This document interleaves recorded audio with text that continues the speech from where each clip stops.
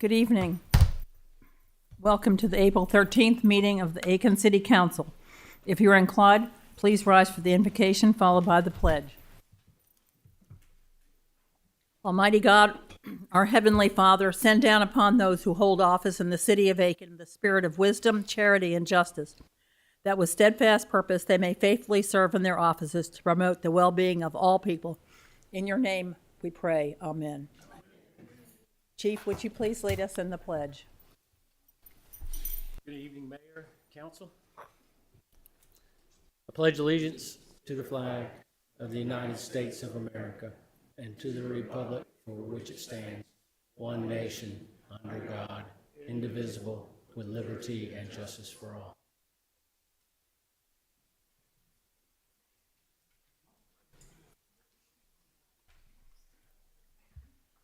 As the meeting begins, I will review the guidelines.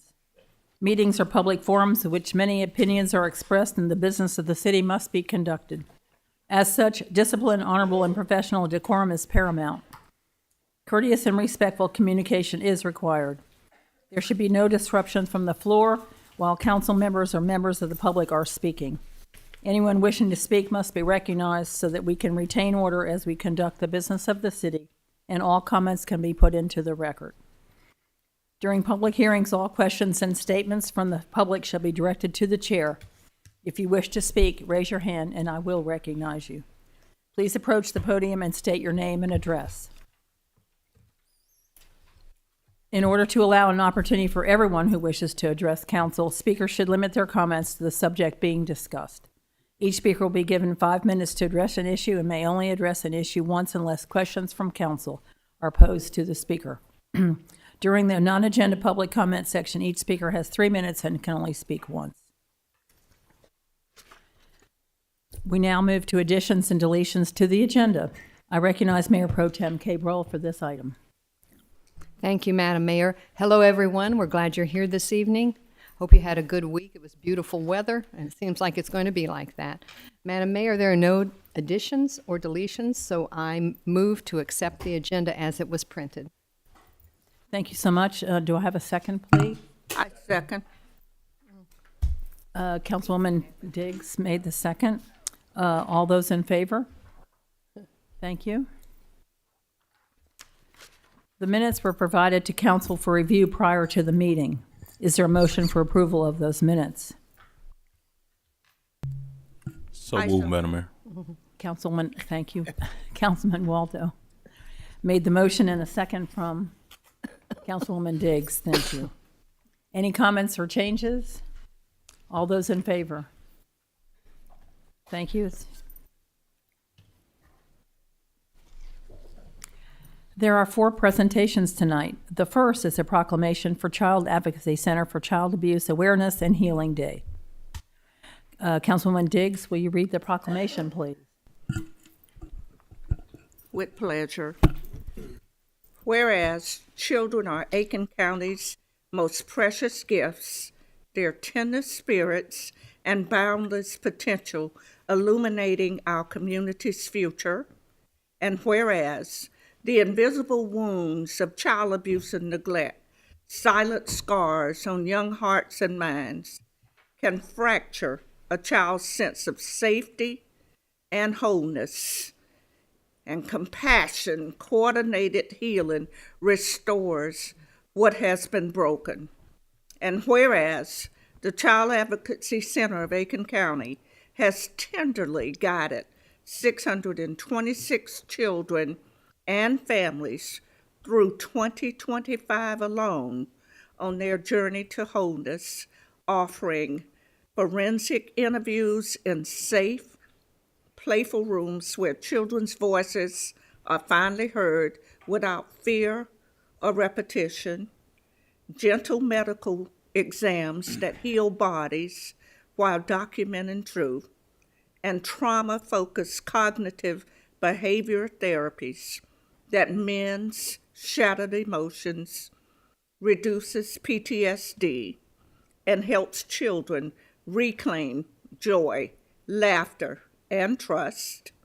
And whereas our multidisciplinary embraces brings new enforcement, DSS, healthcare providers, and mental health specialists together in one nurturing space, supporting non-offending caregivers with skills to rebuild family bonds and walking alongside each child toward restoration.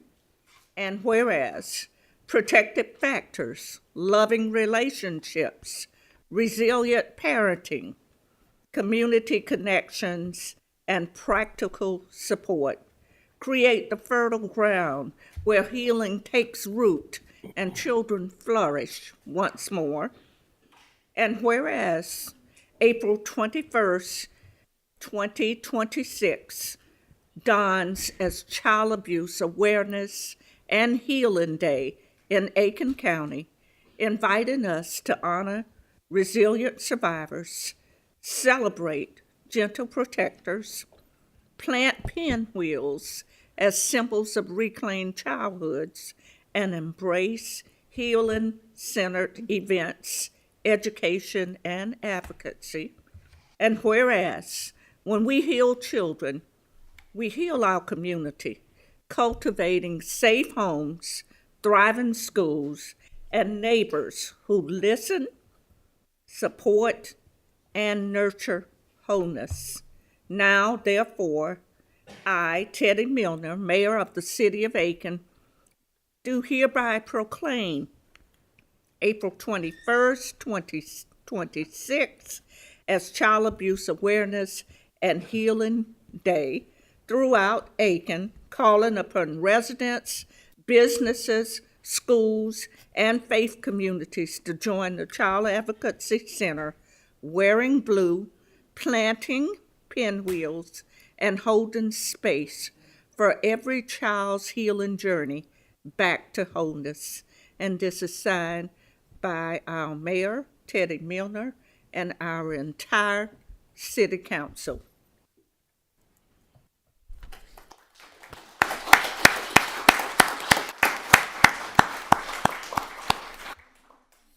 Is anyone here from the Child Advocacy Center? There is. Hi.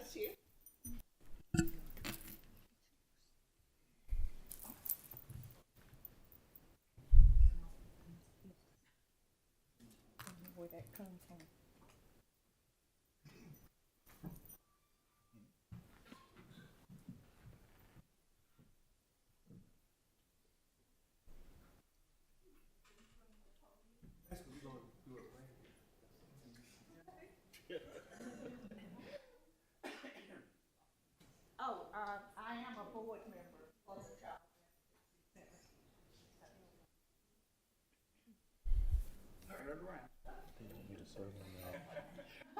Aiken Downtown Association.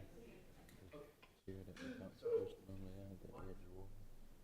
Asking me to take upstairs on the They're here today.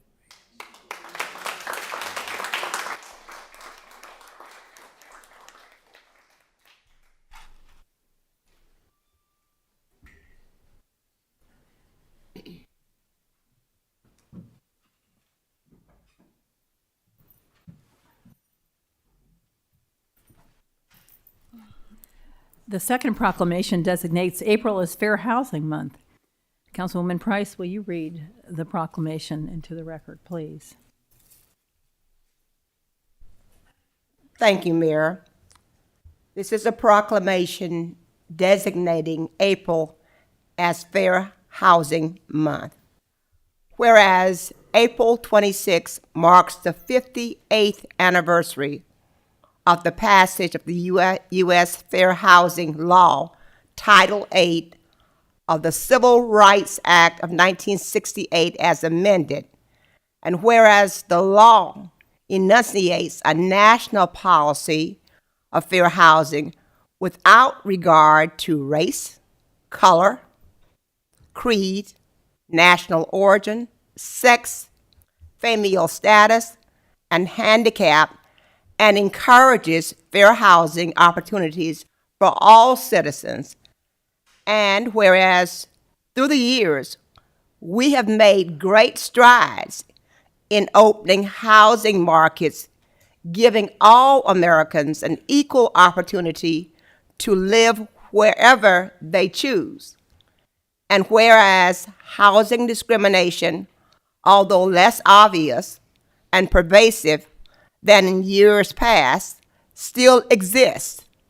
And whereas the City of Aiken, as well as the Aiken Board of Realtors, are committed to highlighting the Fair Housing Law, Title 8 of the Civil Rights Act of 1968, by continuing to address discrimination in our community, to support programs that will educate the public about the right to equal housing opportunities, and to plan partnership efforts with other organizations to help assure that every American have their rights to fair housing. Now, therefore, our mayor, Teddy Milner, mayor of the city of Aiken, and the city council of the city of Aiken, South Carolina, do hereby designate April as Fair Housing Month in Aiken, and ask that all of our citizens support this law to ensure fair housing for everyone. This is signed by our mayor of the city of Aiken, Mayor Teddy Milner, and all 6 of our council members. Thank you. Sabina Craig, will you come forward and be in the photograph?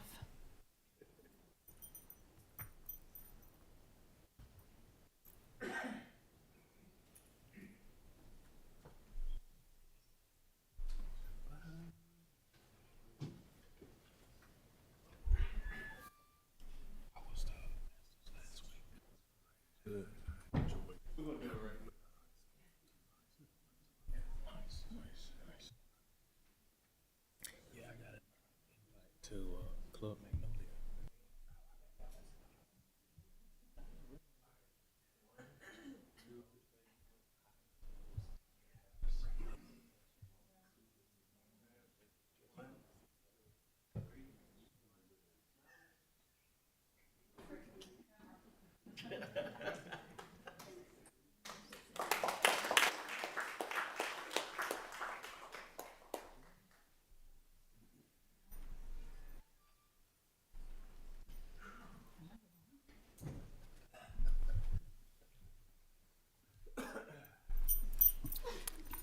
The third presentation is a proclamation designating Medical Laboratory Professionals Recognition Week.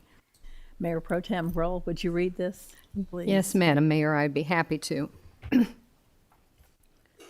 Whereas the health of all Americans depends on educated minds and trained hands, and whereas the practice of modern medicine at the high standards we now enjoy would be impossible without the scientific testing performed daily in the medical laboratory, and whereas these highly skilled professionals help ensure accurate diagnoses, effective treatments, and improved patient outcomes. And through this dedication, laboratory professionals of the United States have made a vital contribution to the quality of health care. Let me read that again, please. Whereas these highly skilled professionals help ensure accurate diagnoses, effective treatments, and improved patient outcomes. And through this dedication, laboratory professionals of the United States have made a vital contribution to the quality of our health care. And whereas these highly trained and dedicated health professionals make an invaluable contribution to the quality of life and save countless lives each day by providing reliable laboratory results required for the prevention, detection, diagnosis, and treatment of disease. Whereas laboratory medicine is an honorable profession with dedicated practitioners who should be recognized by all individuals as vital to the high standards of health care we enjoy in the United States. Now, I therefore, Teddy Milner, mayor, and the entire council of the city of Aiken, South Carolina, do hereby proclaim the week of April 19th through 25th, 2026 as Medical Laboratory Professionals Recognition Week, in appreciation of the vital role laboratory professionals play in healthcare, and urge all citizens to recognize and support the vital service provided by these professionals for the benefit of all our citizens. Thank you. Is anyone here from the medical field that asks us to do this? Come up from.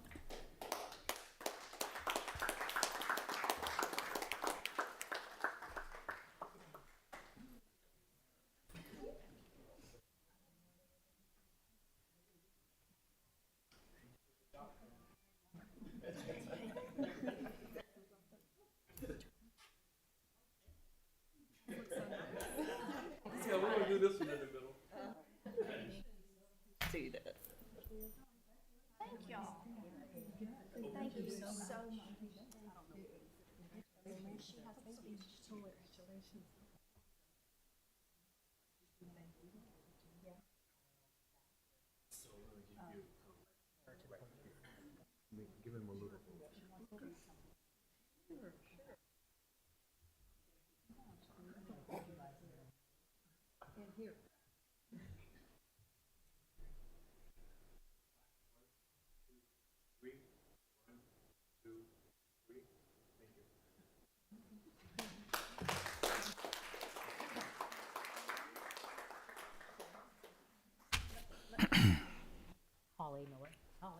Holly Miller would like to read something.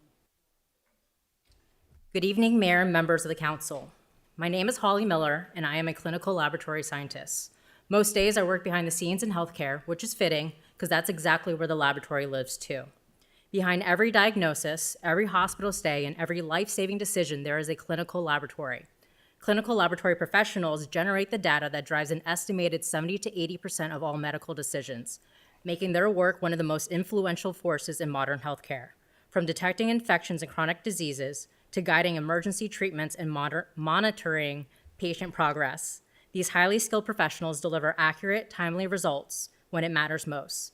And while you may not always see us, chances are you've been impacted by the laboratory more than you realize. Every blood test, every biopsy, every we're waiting on the results moment, that's where we come in. It's quiet work, but it carries a lot of weight. Here in the Aiken and North Augusta community and all over the globe, clinical laboratory teams are working around the clock to support our hospitals, physician offices, and emergency departments. They are an essential part of the care our families, friends, and neighbors rely on every day. Whether it's a routine test or a life-threatening emergency, laboratory professionals are there ensuring results are accurate and ready when they are needed the most. As our community grows, so does the need for skilled laboratory professionals, and that's why awareness and education are so important, not just for our field, but for the future of healthcare right here at home. To support the future of the laboratory, I would like to invite everyone to attend or support the Mission Diagnostics 5K taking place on Sunday, April 19th at 9:30. This community-driven event is designed to raise awareness of the medical laboratory profession while promoting health and wellness. We would be honored to have your presence, your support, or even a donation to help this event a success.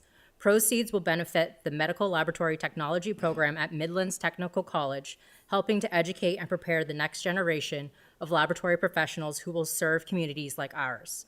The clinical laboratory may not always be visible, but its impact is felt in every corner of healthcare. We're the team you don't see, but the one you really don't want to go without. Thank you for your time and this opportunity to speak to you tonight. Thank you very much. Thank you.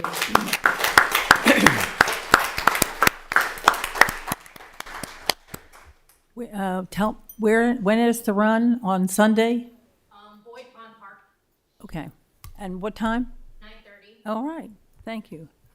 Y'all take note. I'll see you there. The final presentation is a proclamation for Youth HIV and AIDS Awareness Day. Councilman Messina, will you read this proclamation? Yes, good evening. Yes, whereas the National Youth HIV/AIDS Awareness Day is a nationwide observance that calls on people to take action to invest in the health, education, and leadership of young people, and whereas more than 40 years into the epidemic, the Centers for Disease Control and Prevention estimates in the United States more than 1.2 million people are living with HIV. In 2022, youth aged 13 to 24 composed 20% of all new HIV diagnoses in the United States. And whereas the majority of young people living with HIV ages 13 to 24 are unaware of their HIV status. African American youth are the most impacted by the epidemic, representing a majority of new transmissions in young people ages 13 to 24. Whereas the National HIV/AIDS Strategy recommends children and young adults who are living with HIV need tailored and often more intensive medical and support services to support them as they grow and become young adults. And whereas the nation's largest federal program dedicated to providing care and treatment for people living with HIV was named after Ryan White, a teenager from Indiana who helped educate a nation about HIV and AIDS in the 1980s. The Ryan White Part D program is one of the national efforts to link young people living with HIV to medical care and support services. And whereas the Patient Protection and Affordable Care Act provides youth, including those living with or impacted by HIV/AIDS, with better access to health care coverage, more health care insurance options, and additional funding for sex education, a prohibition against denying health coverage to people living with HIV, and expanded access to Medicaid, which provides health coverage to low-income people living with HIV. Now, therefore, Mayor Teddy Milner and the Council of the City of Aiken do hereby proclaim on behalf of the City of Aiken and its residents Youth HIV and AIDS Awareness Day in the City of Aiken, and urge all citizens to recognize and support the goals and ideals of National Youth HIV/AIDS Awareness Day. Thank you. Thank you, Councilman.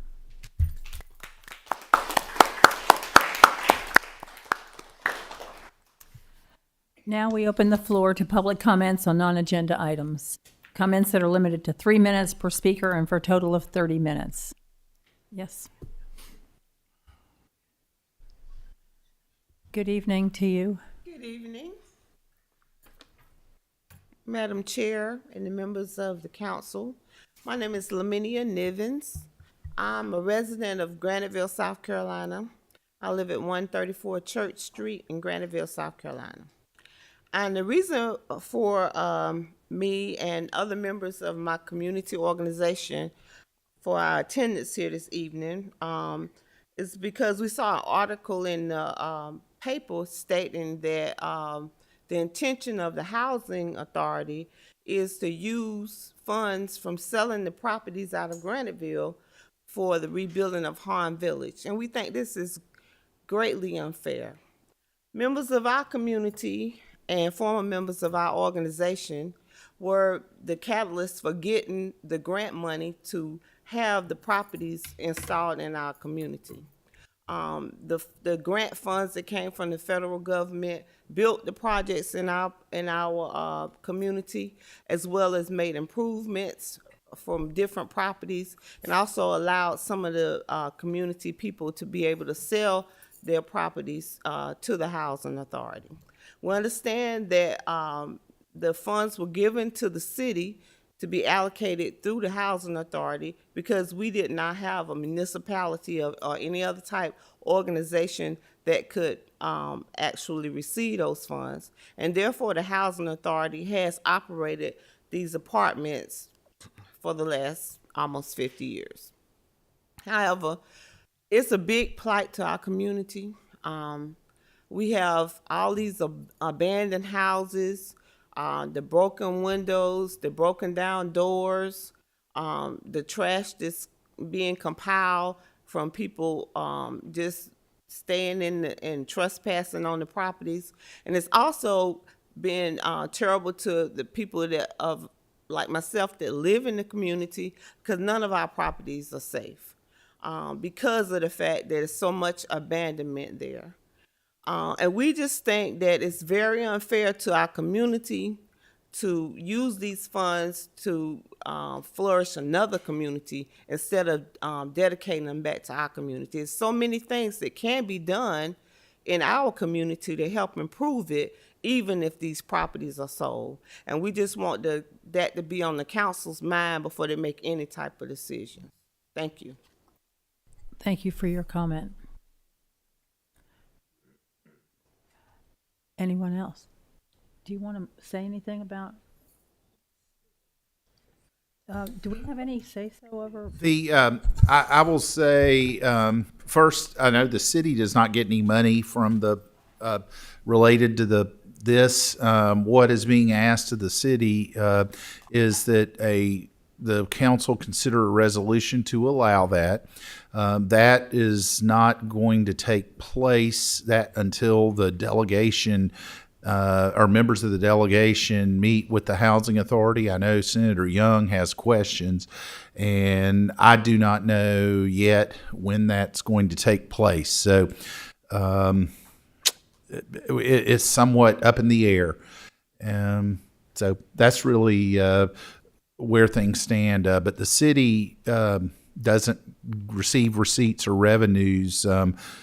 The city does appoint board members who are on the Housing Authority board, but they are their own autonomous entity otherwise.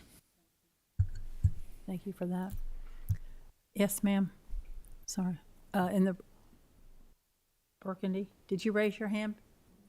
Yes. The meeting that you're discussing is. Did you come to the mic?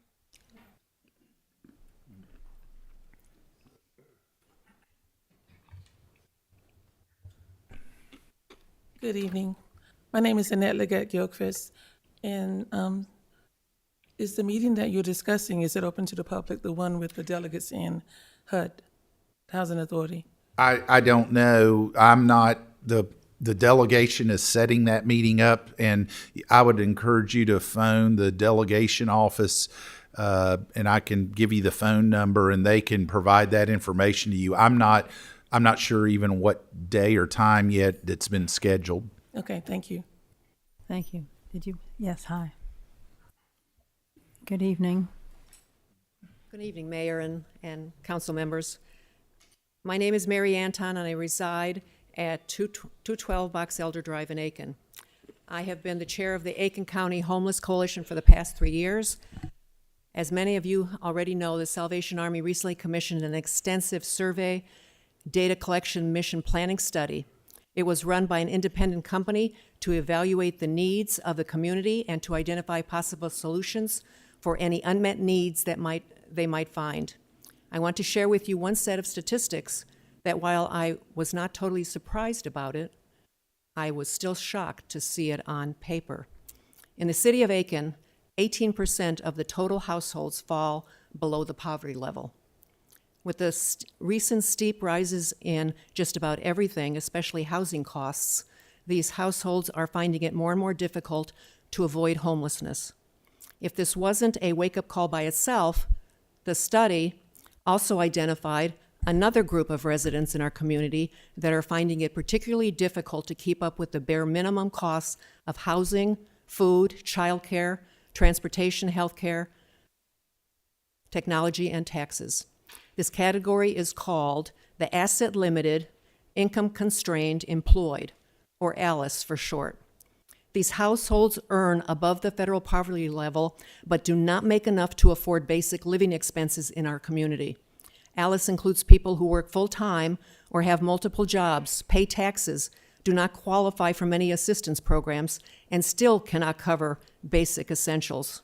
While ALICE households may not be at any immediate risk of homelessness, they could be one crisis away from it. If you combine households with incomes below the federal poverty level with those below the ALICE threshold, the total number of households is 46% of all households in Aiken. Think about that, 46% of all households in Aiken. To give you an idea of the yearly incomes I am talking about, Federal poverty level for a household of two was about $20,000 in 2024. And for an Alice household of one adult and one child, the yearly income must be at least about $46,000 to meet basic living expenses. This statistic does not only give one pause, it also identifies that something must be done now. In the private sector, the Salvation Army is leading the charge for action. They will be debuting the plans for a new resource center soon. We at the Aiken County Homeless Coalition have had such a center on our wish list for over 10 years. I am calling this proposed effort by the Salvation Army our shining light, and a real hope for the future of Aiken as a beautiful place to live for all.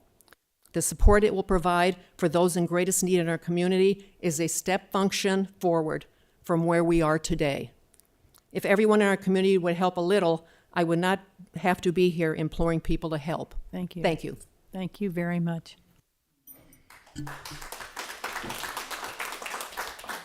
Mary, I'm sorry. Go ahead.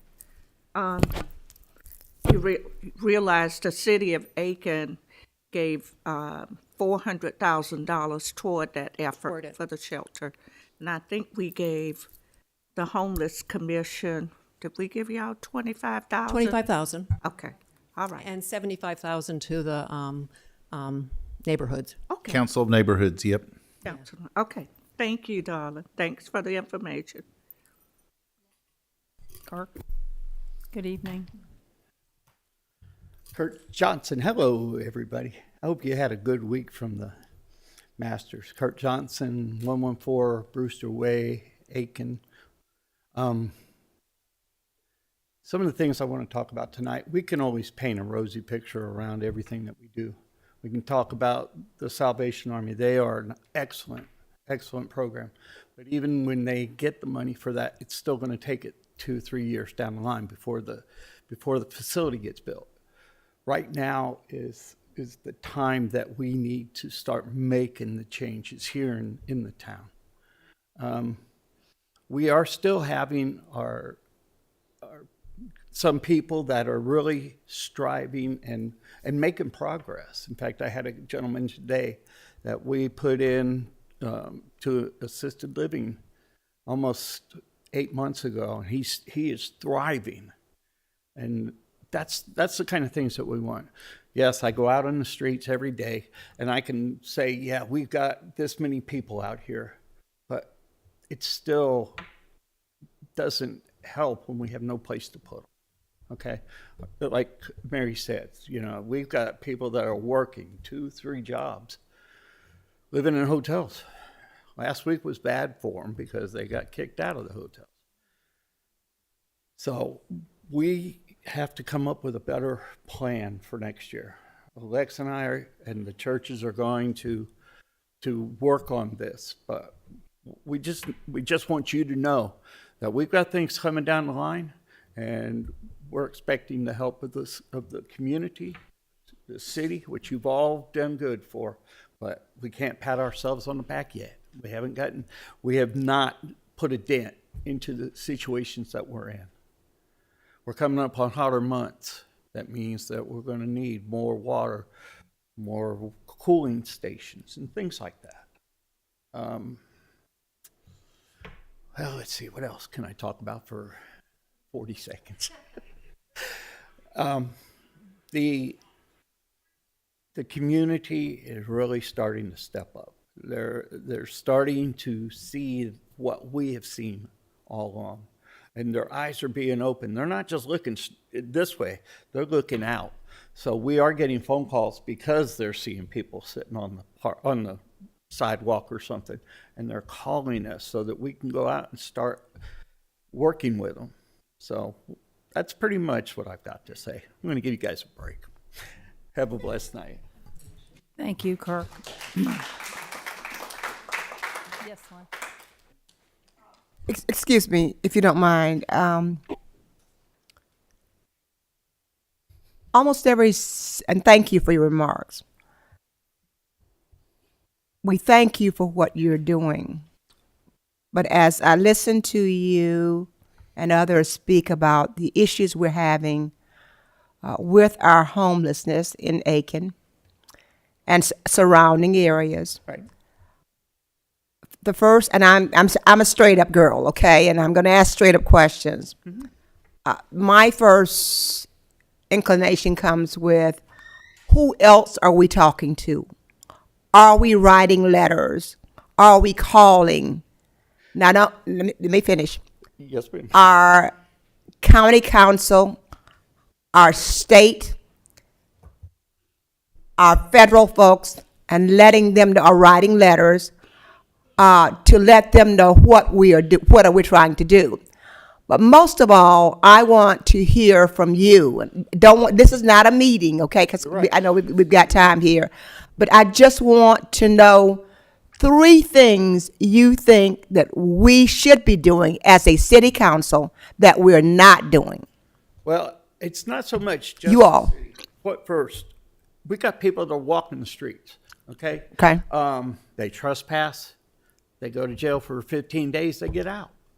Maybe if we had a court toward the homeless people, the drug courts and things like that, where they're not so easily getting out of the situation that they put themselves in by trespassing on somebody's property and leaving all their garbage there for somebody else to have to take care of when they go to jail. Something like that.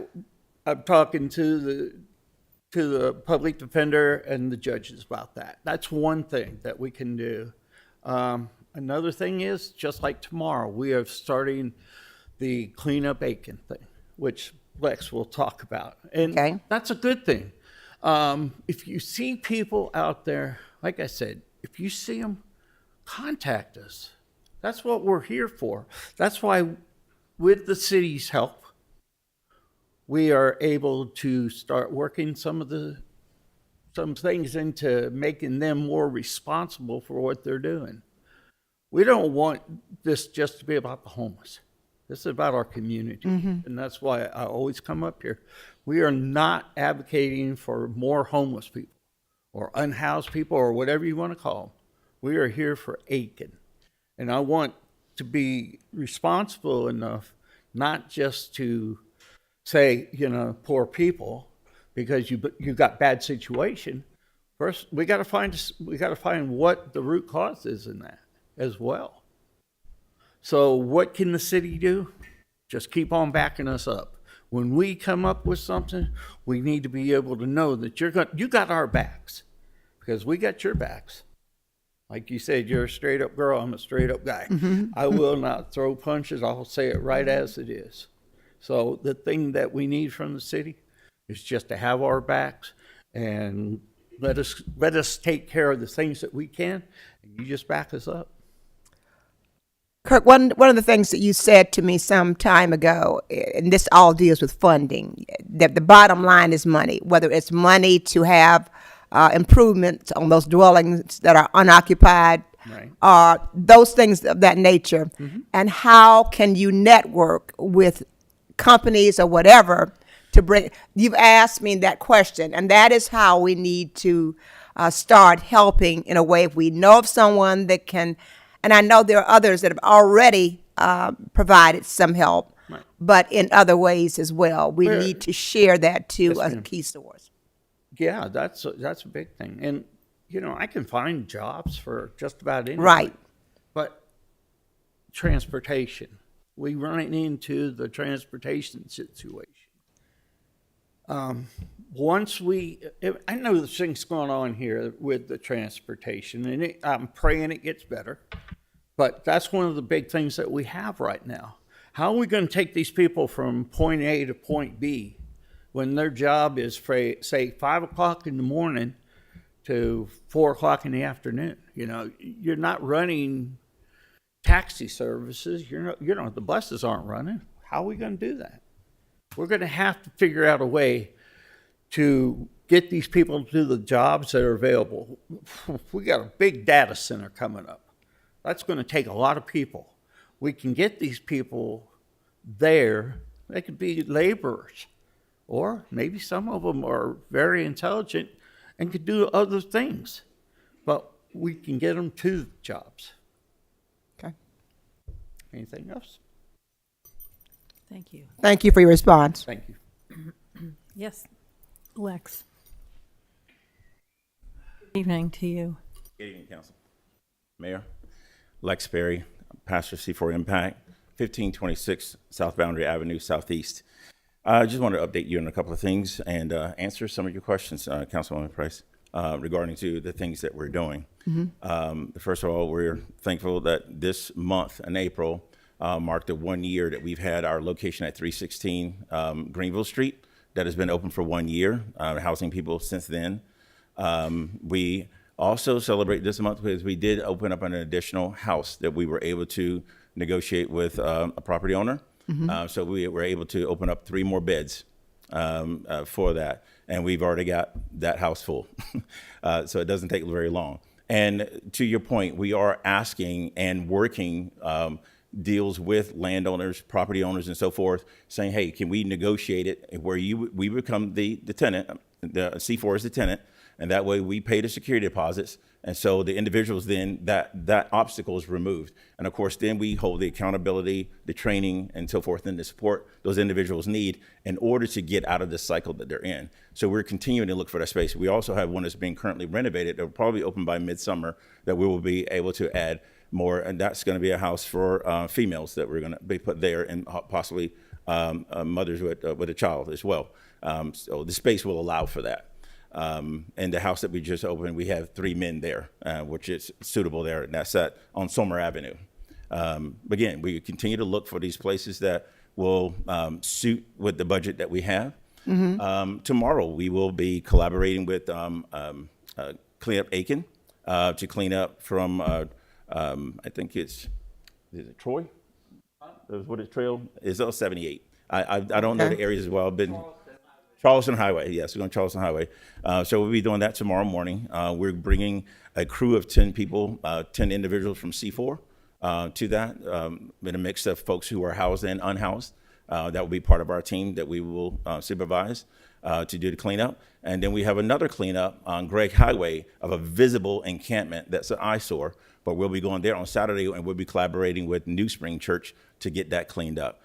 So we're actively looking for these places that we can clean up. Again, as Kurt said, this is about the community. This is not about, pointing the finger at this, that, and the other. We're here for the community. These are the things that we're actively doing. I also called the checkered yellow cab. I hope they don't mind me mentioning that, but I've worked on a deal with them where I have an account so that for specific things, when I can't transport somebody in our van personally, I will be able to call them up, and we set up an account so that we can get the individuals there to their appointments and so forth, where that bill would then be brought to C4.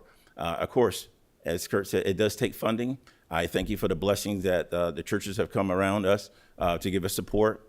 Again, we're still looking to write more grants in order to get more funding, but the community has stepped up in a lot of ways to help us out. We haven't been recipients of those funds that you talked about earlier, but we do appreciate what has been given from the community, and we do appreciate the fact that you have our backs. So we come up with these new ideas, and we bring them to you. We really want your support because what you say carry a lot of weight in the community. And if they know that we have your support and that we can be able to move forward, I think that we can get really creative, and we can do a lot. We really can. So how many vans do you have? I have 1, and I need 2. I can definitely, and I don't mind saying, I'm very transparent about our finances. I just spent $1,400 getting the one we have repaired. But, we own it, so praise God that we have the funds to do that. But, those type of things are what it will help us, move forward. It's a 20-year-old van, but it moves smooth as silk now. So thank you to Auto Tech for helping us with that. So hey, we'll take it. It's a win. Okay. That's it. Thank you. All right. Thank you very much.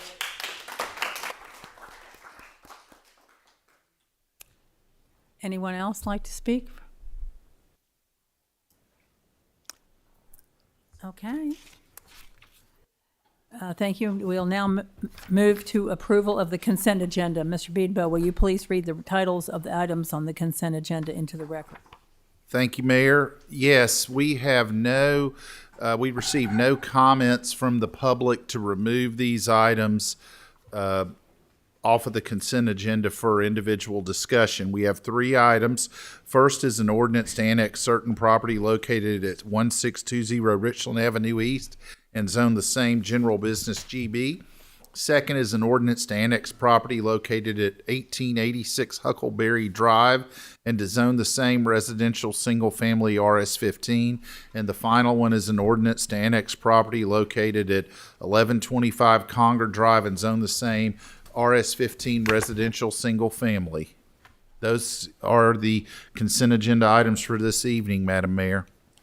Thank you. Is there a motion to, Madam Mayor, I move to approve the consent agenda items that Mr. Biedenbaugh just read. thank you. Second, Madam Mayor. A first from Councilwoman Broll and a second from Councilwoman Price, sorry. Price. There is no comment on the consent agenda, so we will go straight to a vote. All those in favor, please. It's unanimous. Thank you. We now have approval and discussion of appointees to various city boards, committees, and commissions. Mr. Biedenbaugh. Thank you. You have up for consideration this evening is the reappointment of Lizzie Boyer to the Arts Commission and the public comment and appointment of Megan Morgan Adams to the Planning Commission. That's it, Madam Mayor, for consideration this evening. Is there a motion to accept these nominations? I so move. Councilwoman Diggs made the motion. Second. And a second from Councilman Waldo. Comments from the public? Comments from council? All those in favor? Thank you. The next item under old business is second reading and public hearing of an ordinance to rezone. I'm sorry. I always miss that. Maybe I should put it in big writing. Now, there are nominations for our next meeting, please. Madam Mayor, I'd like to reappoint Nancy J. Robb to the Arts Commission. Thank you. Anyone else? Yes, Madam Mayor, I'd like to appoint to the Aviation Committee Bill Hall, who has an incredible amount of experience in the aviation industry. Wonderful. Is that it? Okay, thank you. Now we will go to old business. Second reading and public hearing of an ordinance to rezone property at 1,305 Silver Bluff Road from planned residential to residential single family. Mr. Biedenbaugh.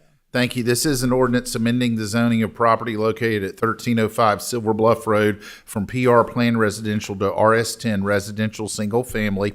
The applicant has requested the rezoning of this property, approximately 99/100ths of an acre on the east side of Silver Bluff between Town Creek Road and Hidden Haven Drive. It is currently zoned PR Plan Residential and was part of the original Melrose Place development in 1993. This, at the time, the owner of the property decided not to include it in the townhome development. It was redesigned to omit the parcel, but the PR zoning remained on the undeveloped lot. This lot, due to limited road frontage and lack of sanitary sewer access, is limited to one single-family residence. It has city water service available, but no sanitary sewer. The applicant has requested an easement from the HOA in Melrose Place, but it was denied.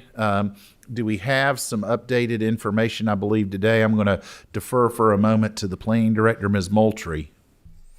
I believe the developer is still in conversations with the homeowners from Melrose Place. Not sure exactly where that stands. I think they're just still in conversation.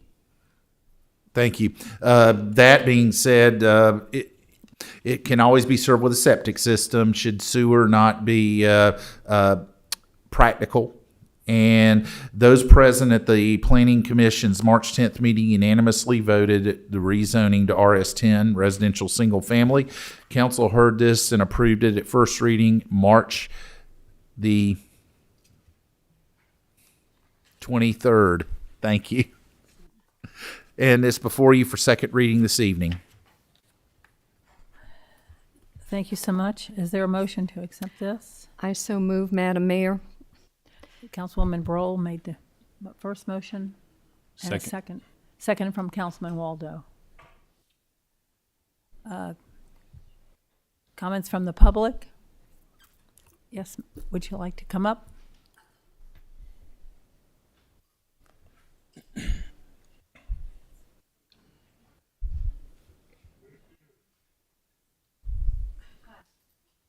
Good evening. Mayor and council members. My name is Brenda Conway. I live at 204 Sonoma Place. That's in Melrose 3 HOA.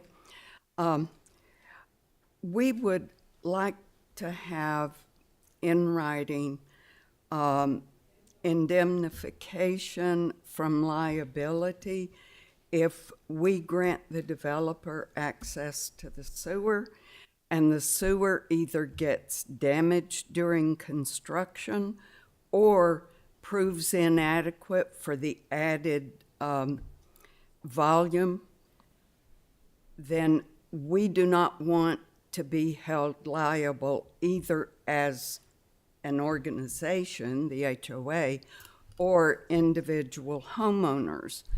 And to be candid, a verbal commitment or a handshake, neither of those is enforceable.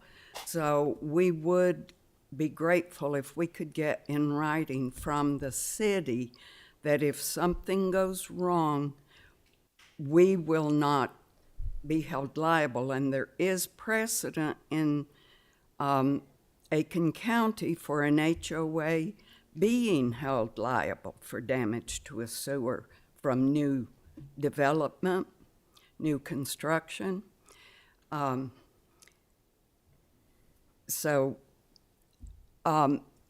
we came to the Planning Commission meeting, going back, Litchfield, the developer of Melrose Place, originally planned to build on that lot. He scaled back his plans, and that's why that lot was left empty. The sewer was constructed after Litchfield scaled back his plans.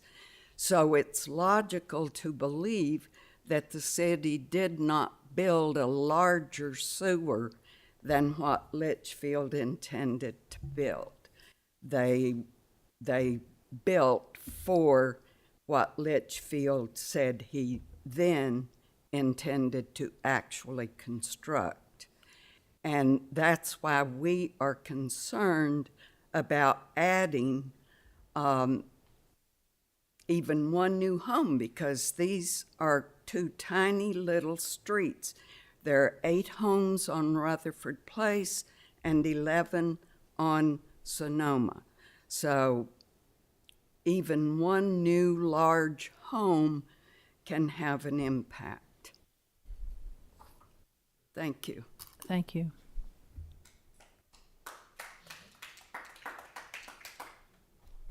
Any other comments from the public? Comments from council? Madam Mayor, excuse me, I beg your pardon. I was at that planning commission meeting, and I was like Mr. Biedenbow. I thought after the first reading of this that maybe something could be worked out, because it's really to the existing homeowners' benefit that this man built only one building there. The zoning will only allow one building, whereas what it was zoned before, it would have been multiple buildings. In addition to that, because of landscape issues, and not having to put in a septic tank, he doesn't have to clear out all those trees that give you privacy. I would want that also. And there's no guarantees in life. I don't know if we have the authority to do that, but certainly one tap in for one single family home is not going to have an impact as if it were developed under the previous zoning. So no matter what he wants to do, once the zoning's been changed, he can only have one house put on that. Correct me if I'm wrong, Mr. Biedenbow.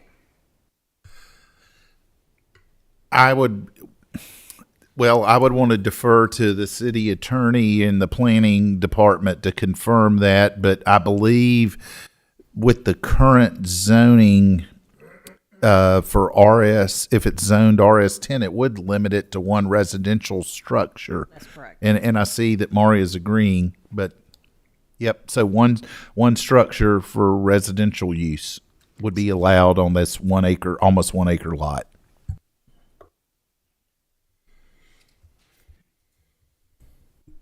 If I might add, Madam Mayor, I'm not sure, I'm not quite sure I understand what the homeowners association concern would be.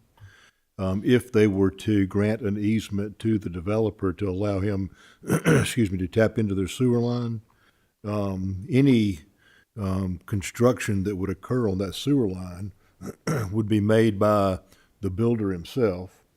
And so if there was some kind of instance of liability, that liability would go to the builder, not to the city or the homeowners association. And so I'm not exactly sure why that's a concern of theirs.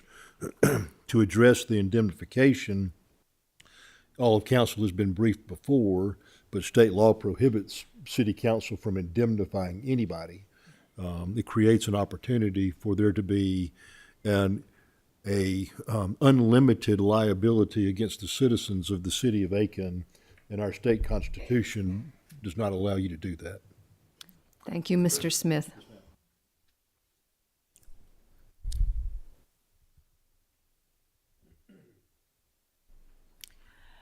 Any other comments from council? All those in favor? Motion's passed. Thank you. The final item under old business is second reading and public hearing of an ordinance to amend the fiscal year 2025-2026 budget. Mr. Biedenbow. Thank you. This is an ordinance amending the budget of the city of Aiken for the fiscal year beginning July 1st, 2025 and ending June 30, 2026 for the Water and Sewer Utilities Fund and General Fund. It's two items. Council approved capacity purchase with the county, and we need to account for that. Up to $800,000 is the estimate, and we need to we're using capital project sales tax 3 funding for a security camera system. The balance would come from depreciation funds, thus necessitating this budget adjustment. These two items are before you for second reading this evening, Madam Mayor and Council. Thank you. Is there a motion to accept these amendments? So moved, Madam Mayor. Thank you, Councilwoman Price. Second. I second. I heard him first. Oh, thank you, Councilman Waldo. Second. Comments from the public? Comments from council? All those in favor? Thank you. We now move to new business. The first item is first reading and public hearing of an ordinance to approve the assignment of the Vampire Penguin lease agreement to Sierra Swales. Mr. Biedenbow. Thank you. This is, Madam Mayor and Council, this is an ordinance authorizing the city of Aiken to consent to a lease assignment and assumption agreement for property located at 108 Lawrence Street Southwest. I had the pleasure to chat with the current proprietor, Ms. Mosley, recently. This is a lease that council approved in March of 24. It is assignable. The developer of the hotel has been notified and they're fine. I mean, I know they've already had discussions, I believe, with the owner. I see Ms. Mosley back there, and the soon-to-be owner, because ultimately there'll be some shuffling of this. The lease assignment does transfer all the existing rights, title, and interest in the lease agreement from the current tenant to the proposed tenant, and the staff has reviewed, or the attorney and city attorney and staff have reviewed this, and it's before council for consideration this evening for first reading with this assumption. Again, it's not a new lease or redoing the lease, it's just transferring the leaseholder. Rent will still be continued to be paid at the current rate to the current owner, which is the city. At some point, it will be Oliver Hospitality in the mid-year, which is rapidly approaching. And that's what we have this evening, Madam Mayor and Council. Thank you for that. Do I have a motion to accept the public hearing of the ordinance, or to approve the assignment of the Vampire Penguin lease agreement? I so move, Madam Mayor. Second, Madam Mayor. Councilwoman Broll, and a second from Councilwoman Price. Any comments from the public? Good evening. I just wanted to remind you that just because I sold the store doesn't mean you are rid of me. This just gives me the opportunity to grow the brand throughout the state. I don't know if y'all have been watching, but we have recently opened 2 more locations. Goose Creek has just signed a lease, so we'll be going to help them open another location. Rock Hill just opened, and this is giving Ryan and I some exhale time so we can put together a Vampire Penguin food trailer for Aiken. So we will be rolling around with a trailer, and we are also now partners in Langley Tavern. So these Pete and Sierra, who bought the store, are amazing, amazing people.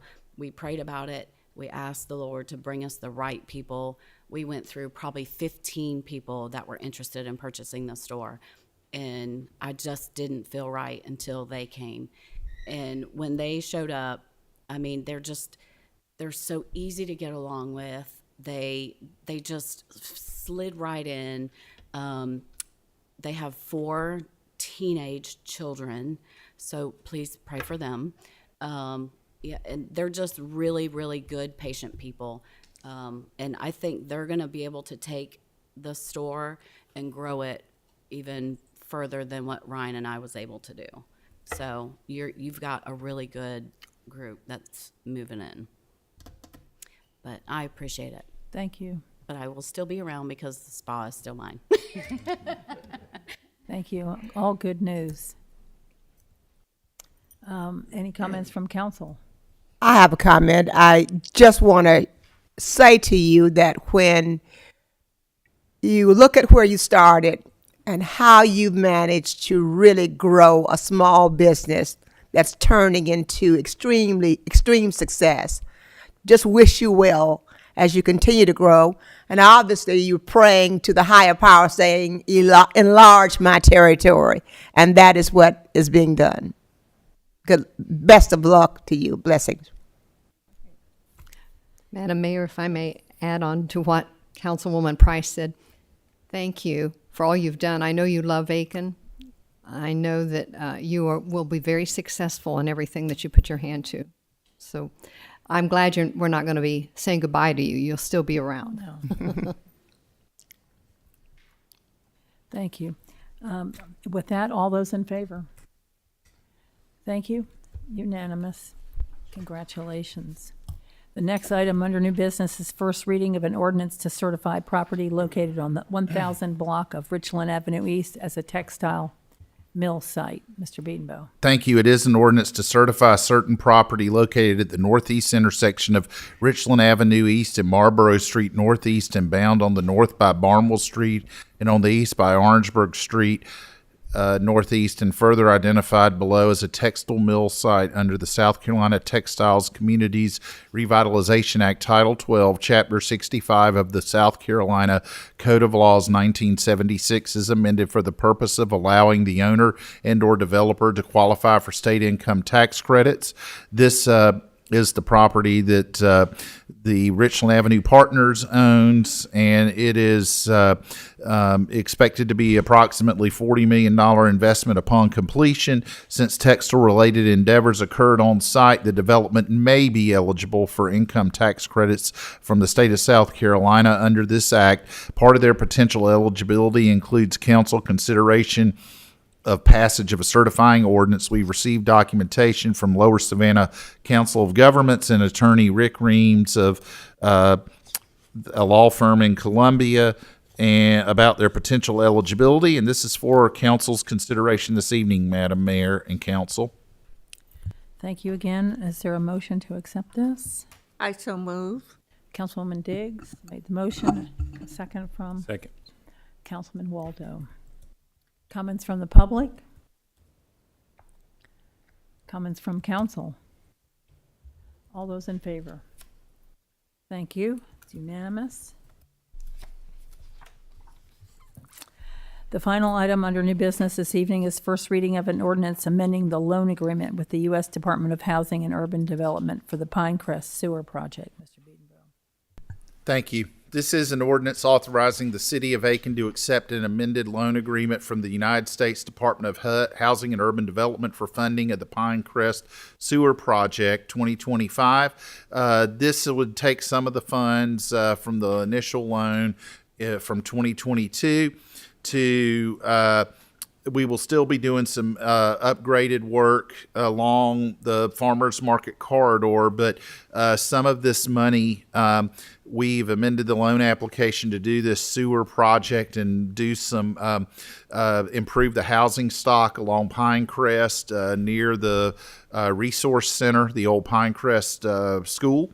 And it does meet LMI and the LMI criteria that HUD requires.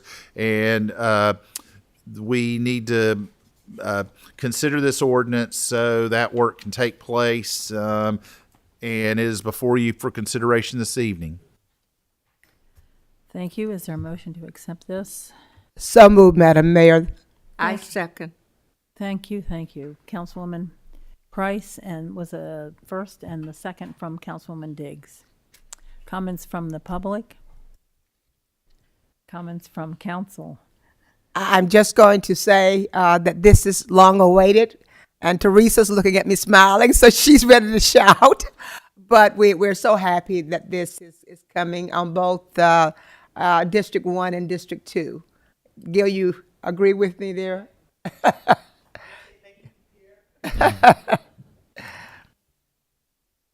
Very much needed. And all those in favor? Thank you very much. We now move on to petitions and requests. The first item is approval of a resolution acknowledging the real allocation of sewer capacity between the McLean family and the George family. Mr. Biedenbrough. Thank you. This is a resolution authorizing the City of Aiken to enter into a development agreement regarding certain property owned by the McLean family and the George family. This dates back to a resolution from 2 years ago that authorizes the city to enter into this amended agreement for sewer. At the time, under the initial agreement from 2 years ago, the city agreed to reserve capacity of 199,600 gallons per day to serve the McLean track. And this is located, by the way, behind Cracker Barrel, directly off Tribute Parkway. The city also acknowledged an additional 62,000 gallons per day in reserve capacity, city sewer collection system capacity for the George tract, which is directly adjacent to it. In addition, the city acknowledged that to the extent the owners of the George tract do not require the entirety of the 62,000 gallons per day, the McLean tract may use the excess. Under this new agreement, it reflects an arrangement between the two families in which the George family will assign this sewer of 40,000 gallons per day of its allotted sewer capacity to the McLean family. Our role is simply to acknowledge and consent to this reallocation. Importantly, we affirm that this adjustment will not result in any forfeiture, reduction, or modification of the total sewer capacity originally allocated. With this development regarding sewer capacity following this 2024 agreement, it is important to note that sewer capacity that is being referenced is simply the City of Aiken's sewer collection system capacity. That means that our infrastructure's ability to transport the sanitary sewer within the collection system, and it is not related at all to capacity at the Public Service Authority, the county plant at Horse Creek, and the confluence of Horse Creek and the Savannah River in Beach Island. All associated projects remain subject to PSA approval and any related fees. And this is for your consideration this evening, Madam Mayor and Council. Thank you. Is there a motion to I so move, Madam Mayor. Second. Councilwoman Broll and Councilman Waldo made the second motion. Comments from the public? Comments from council? All those in favor? Thank you. The next item is approval and of agreement with the USGS South Atlantic Water Science Center for Water Resources Investigations. Mr. Beedenville. Thank you. We do have a joint funding agreement for consideration with USGS for an updated water resource investigation. This is a follow-up to our 2019 groundwater study to analyze an additional 7 wells that were not studied at the time and reevaluate the well at Town Creek.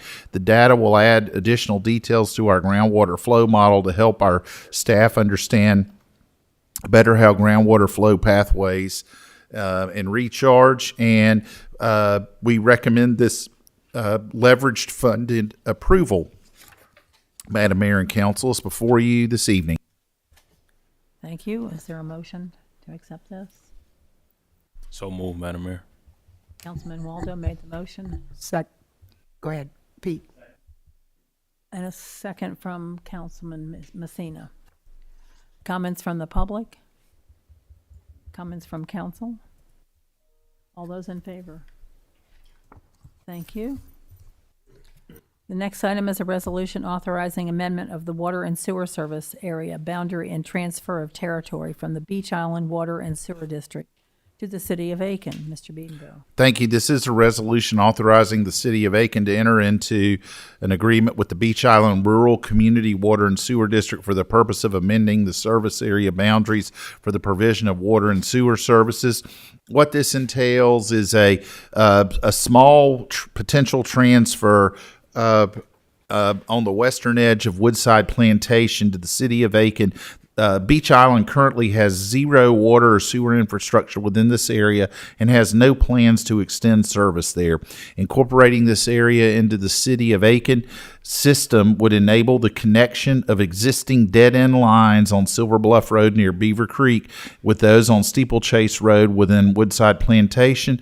Establishing this connection would allow us to continue our continuous improvement of our system to loop existing lines, which reduce dead ends, which improves water quality and enhances fire protection reliability and increases overall system resilience. This is before council for your consideration and approval. Thank you. Thank you. Do I have a motion for this, please? So moved, Madam Mayor. Councilman Waldo? Second, Madam Mayor. A second from Councilwoman Price. Any comments from the public? Comments from council? Just one question. Is this for potable water service? Potable water service, yes, sir. Yep. It's water only, not sanitary sewer. And this would help, again, as you know, having systems looped reduces pressure on the lines and eliminates the chance that residue can build up. Yes, sir. Thank you. But no, it is not sanitary sewer. But if I may, it would allow the City of Aiken to serve sewer in that area if there was going to be sewer served in that area. That is correct, but you're not doing it now. That is correct. Thank you for your question. Then all those in favor? Just hold on a second. So I'm going for the vote. All those in favor? Yes. Okay, thank you. Thank you so much. The final item is acceptance of a grant with the United States Department of Transportation Federal Highway Administration for the Safe Streets and Roads for All demonstration grant. Mr. Beedenville. Thank you. This is acceptance of this grant.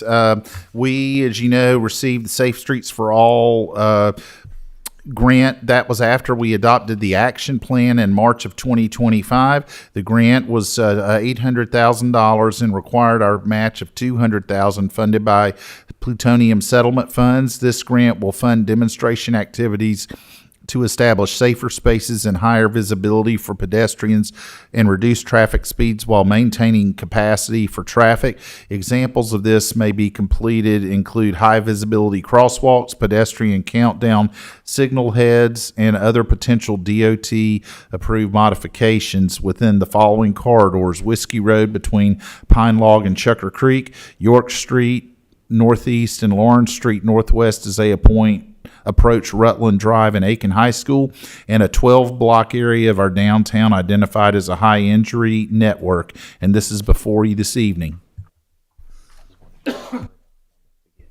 Is there a motion for this, please? So moved, Madam Mayor, that we adopt this. Councilwoman Price? And I'll second that motion, Madam Mayor. Second from Councilwoman Brohl. Comments from the public? Comments from council? I'm just shouting because Maria, we're so fortunate to have individuals that can go after grants to help with the community, and she has put that to work, Thank to action. you. Great job, Mario. All those in favor? Thank you.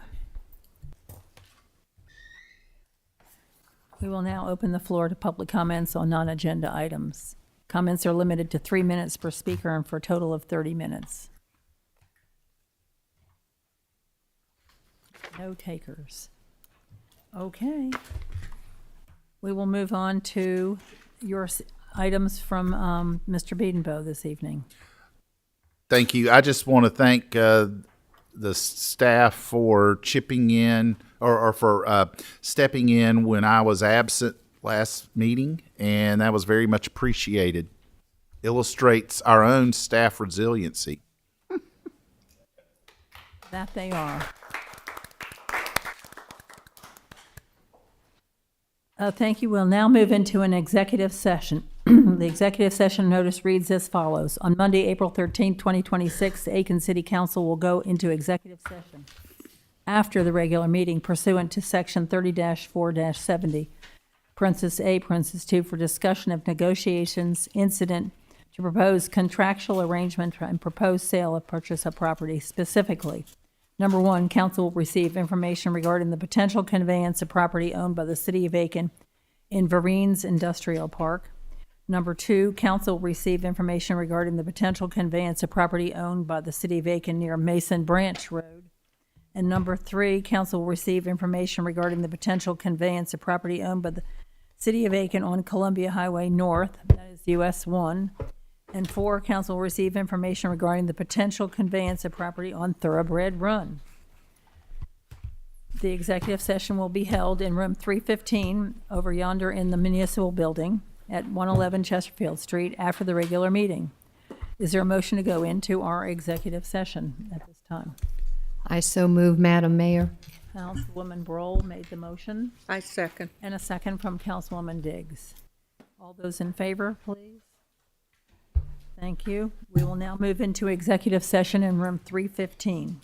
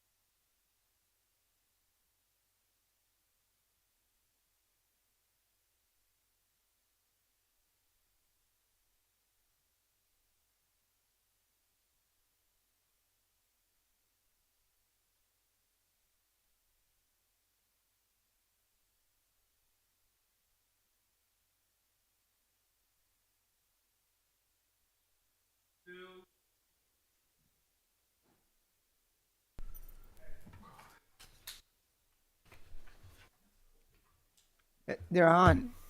Are we on? Is there a motion to come out of executive session?